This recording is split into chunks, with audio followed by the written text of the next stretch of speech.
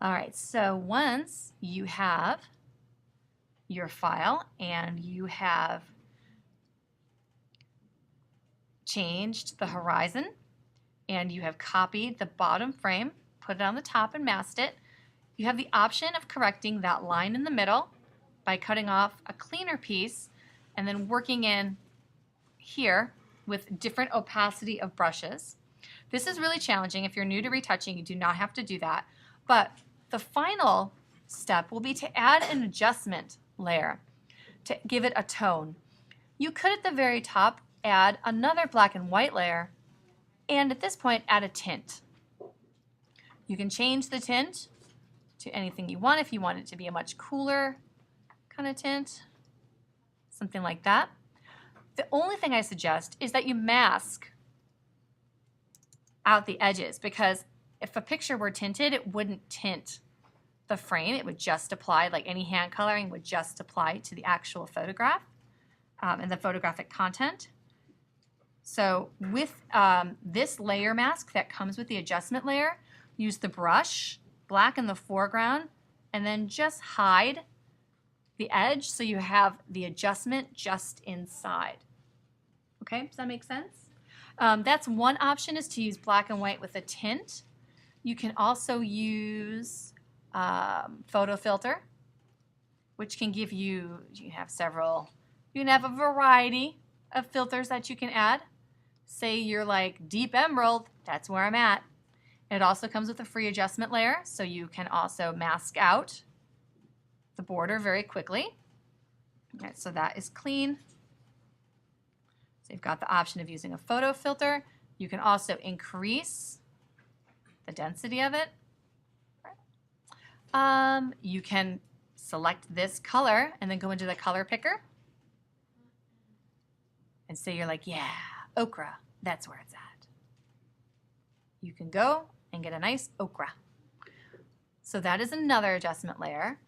Or you've got the option of doing a color lookup. And color lookup is an interesting adjustment option, and there's some presets that you may like. I like crisp warm, looks pretty good. Crisp winter, horror blue, or my favorite, futuristic bleak.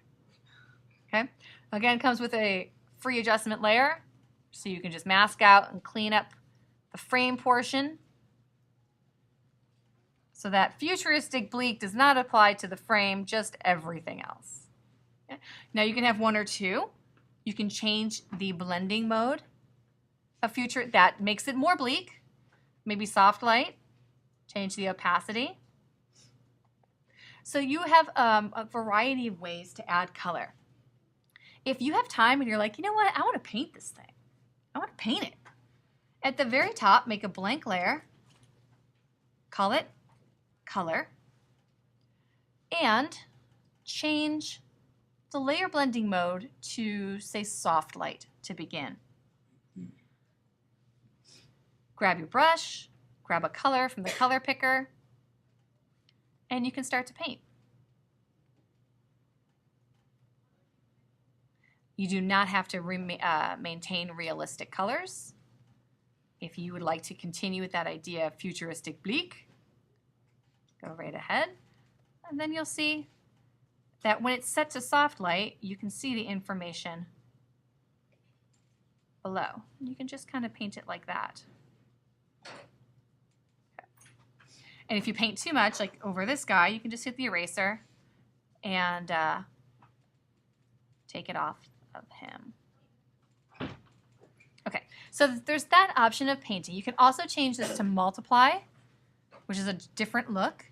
I like to use soft light, and I like to take the opacity down a little just to give it kind of a hand-painted hue, right? Just to give it that look. So you have the option of adding a color layer at the top and manually painting it using colors from the color picker, or using one of the adjustment layers or two of the adjustment layers in conjunction, and then masking out the paper frame around it so that it just applies to the photographic content. Sound good?